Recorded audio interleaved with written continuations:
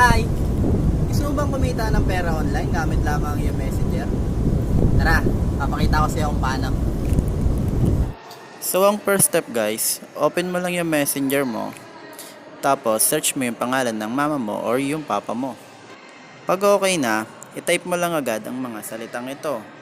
Pengi naman pera, wala na kasi ako, budget. Pagkatapos mo i-type yan, aantayin mo na lang yung reply niya. Kadalasan, tumatagal ito ng 1 hanggang 5 minuto. At pag nabasa niya na nga yan, ay agad-agad naman siyang magre-reply at tatanungin ka nito kung magkano ang iyong kailangan. Sa part na ito, dito mo nasasabihin kung magkano ang iyong kailangan na pera pang-budget. Tapos, same procedure, antay lang ulit ng reply. Tadan! O diba, walang kahirap-hirap, aantay mo na lang pumasok yung pera sa GCash mo. Sabi ko sa inyo, pwede kumita ng online eh. To legit talaga to, wala kang lalabas na puhunan, kikita ka dito.